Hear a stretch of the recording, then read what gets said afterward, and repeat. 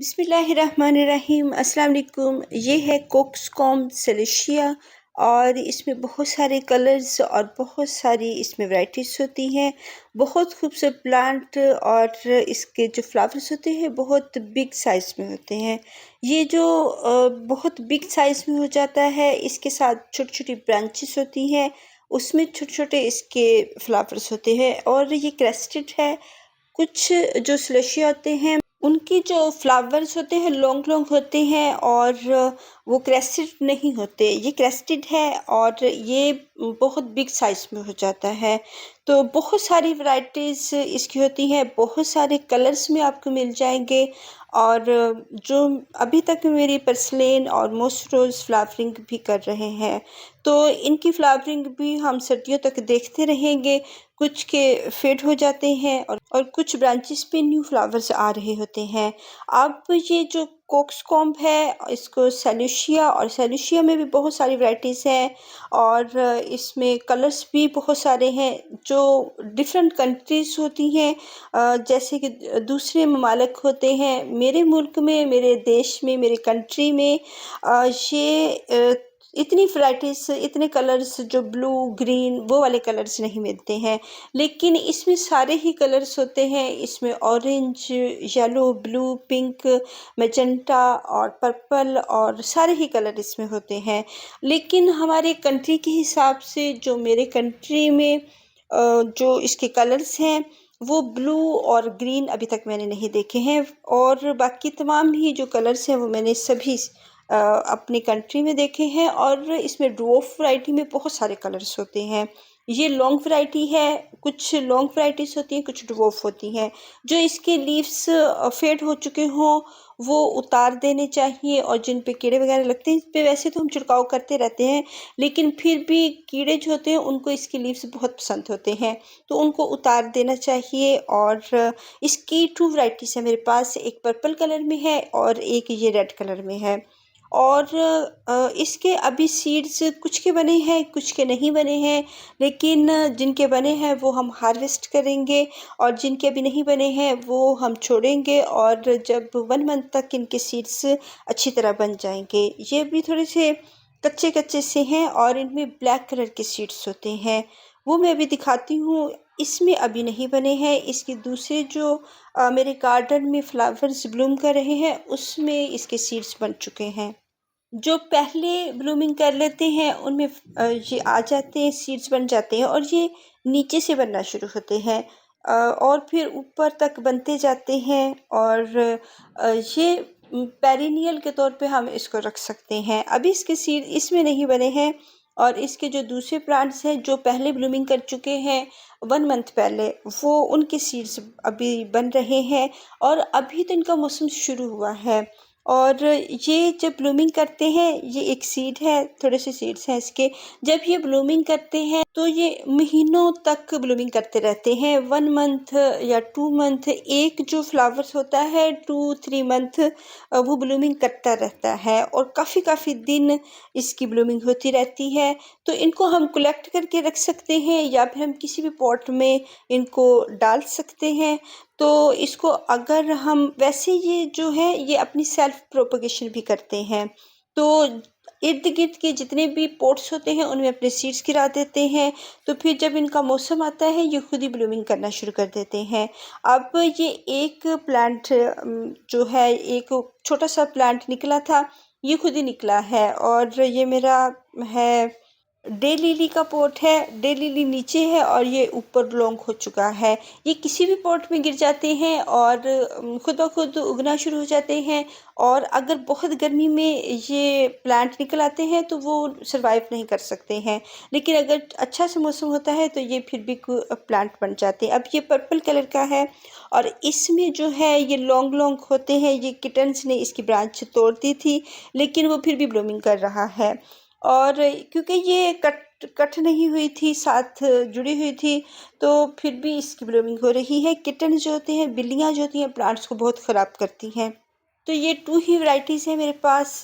और इनमें जो ड्वार्फ वैरायटी होती है उसमें बहुत सारे जो कलर्स होते हैं, और उसमें जो फ्लावर्स होते हैं वो क्रेस्ट नहीं होते हैं, उसमें लॉन्ग लॉन्ग फ्लावर्स होते हैं।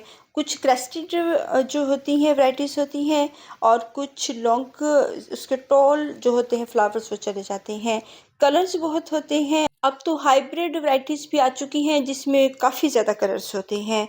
तो ये वक्त के साथ साथ बहुत अच्छे से ये फ्लावर है, और एक प्लांट है जो कि हमें इससे खुद ब खुद इसको उगाना नहीं पड़ता है। ये खुद ब खुद लग जाता है। इसके सीड्स हम जो भी पॉट खाली होता है तो उसमें हम डाल देते हैं, तो ये नेक्स्ट ईयर निकल आते हैं। और इसके जो लगाने का टाइम होता है, हम इनको जो बरसात के बाद का मौसम होता है उसमें भी लगा सकते हैं, और फरवरी के मंथ में भी इसके सीड्स लगा सकते हैं। और अभी लैंटानास में भी ब्लूमिंग हो रही है और कितने खूबसूरत लग रहे हैं।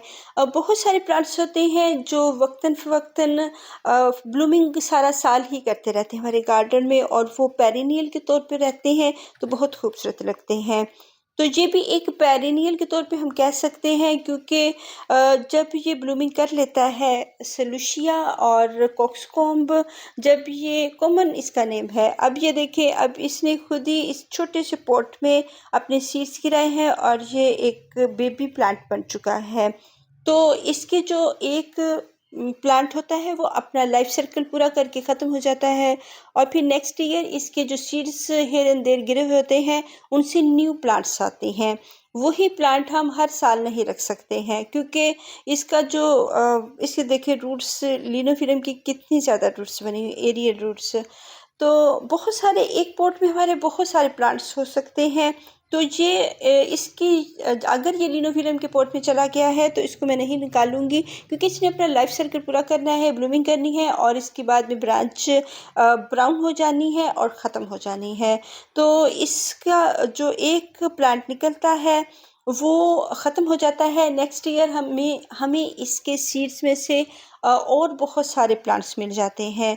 तो ये मैंने कोई भी नहीं लगाया हुआ है, ये खुद ब खुद निकले हैं, और खुद ब खुद ये हर साल निकल आते हैं। बस इसके सीड्स मैंने इधर उधर फेंकने होते हैं, या अगर ना भी फेंके ये खुद ही अपनी सेल्फ प्रोपगेशन कर लेता है। तो ये भी क्रेस्टेड है, ये रेड कलर में है, और जो दूसरा है इसमें क्रिम्सन कलर और बहुत सारे कलर्स होते हैं, बहुत खूबसूरत। क्रेस्टेड वैराइटीज़ जो बहुत ज़्यादा बिग बिग साइज़ में होते हैं वो एक अलहदा वैरायटी होती है, यानी कि इसमें बहुत सारी वैरायटीज़ हैं, बहुत सारे कलर्स हैं, और इनकी शेप्स भी डिफरेंट होती हैं। तो कुछ लॉन्ग भी होते हैं, कुछ ड्वार्फ भी होते हैं।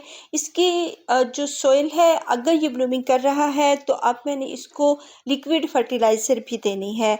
इसके नीचे बेबीज भी देखें, ये भी खूबसूरत लगते हैं। इसकी ब्रांच जो रेड कलर की है वो भी ग्रीन लीव्स में बहुत खूबसूरत लगती है। तो ये तमाम ही प्लांट बहुत खूबसूरत लगता है। तो इसकी जो अभी ये ब्लूमिंग कर रहे हैं, तो अब मैं इनको लिक्विड फर्टिलाइज़र 1 वीक के बाद दे रही हूँ, क्योंकि पानी इनका रोज़ाना ही ड्राई हो जाता है, रोज़ाना ही इनको वाटरिंग करनी पड़ती है। लेकिन 1 वीक के बाद उसमें थोड़ा सा लिक्विड फर्टिलाइज़र भी ऐड कर दें तो वो इनके लिए बहुत अच्छा होता है।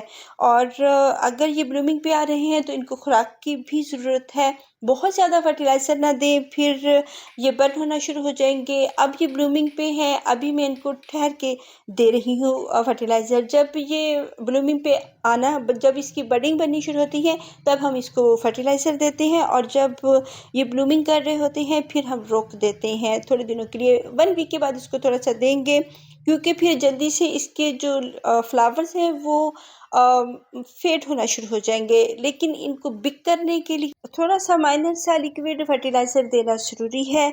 बहुत ज़्यादा ना दें वरना ये झुलस जाएंगे, ख़त्म हो जाएंगे। अब ये छोटा सा बेबी है, इसके भी सीड्स बनने शुरू हो चुके हैं।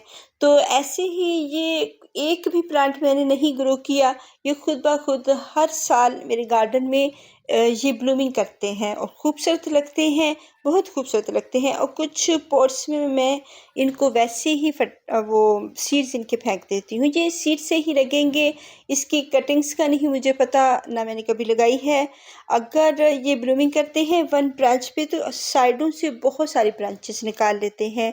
और ये ज़रूरी नहीं है कि फुल धूप में ही पड़े हों तो ब्लूमिंग करते हैं, ये पार्शियल लाइट में भी फ्लावरिंग करते हैं और शेडी एरिया में। लेकिन ब्राइट लाइट हो, ओपन एरिया हो, उसमें ये अब ये जो फ्लावर है ये शेडी एरिया में पड़ा हुआ है, तो ये ब्लूमिंग करते हैं। और अगर इनकी रोज़ाना ही वाटरिंग सॉइल ड्राई हो जाती है तो रोज़ाना इनको वाटरिंग करनी पड़ती है। इसको पानी बहुत पसंद होता है और इसको सूरज इतना हम इसको नहीं दे सकते, बहुत ज़्यादा जो धूप होती है, वैसे भी अक्टूबर के मंथ में इतनी धूप तेज़ नहीं होती है, तो ये सर्वाइव कर जाते हैं।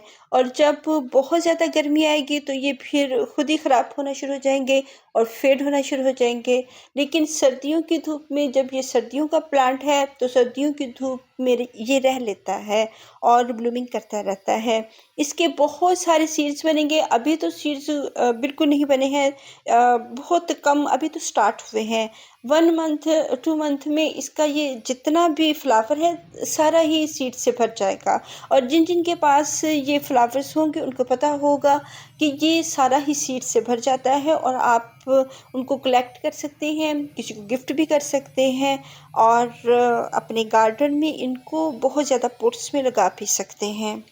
अगर इसको बिग पॉट देते हैं तो ये अच्छी खासी ब्लूमिंग करता है और इसके फ्लावर्स भी बिग होते हैं और ये प्लांट भी बहुत बिग होता है। अगर इसको छोटा पॉट देते हैं तो इसके फ्लावर्स का साइज़ भी छोटा होता है और ये प्लांट खुद भी छोटा होता है। कुछ की ब्लूमिंग हो रही है, अभी स्टार्ट हो रही है और कुछ बिग फ्लावर्स बन चुके हैं और ये और भी बिग होंगे क्योंकि ये एक बहुत बिग फ्लावर है मेरे पास, उसका ये उसके सीड्स हैं।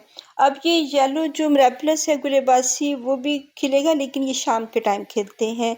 और इसकी 2 वैरायटीज़ है मेरे पास, येलो और पिंक। बहुत सारे प्लांट्स, बहुत सारे फ्लावर्स जो होते हैं हमारे गार्डन में ब्लूमिंग कर रहे होते हैं और बहुत सारे सीड्स बना रहे होते हैं। कुछ ब्लूमिंग कर चुके होते हैं और कुछ का जो मौसम होता है सीड्स बनाने का होता है, तो फिर हम सीड्स इनके साथ साथ कलेक्ट कर लेंगे। बहुत सारे जो सीड्स होते हैं इनके ये ओपन कर देते हैं खुद ब खुद, जब बन जाते हैं तो फिर ये सेल्फ प्रोपोगेशन अपनी करते हैं, हियर एंड देयर फेंक देते हैं। अभी पिंक वाला मिराबिलस है और भी फ्लावरिंग हो रही है। अल्लाह हाफिज़।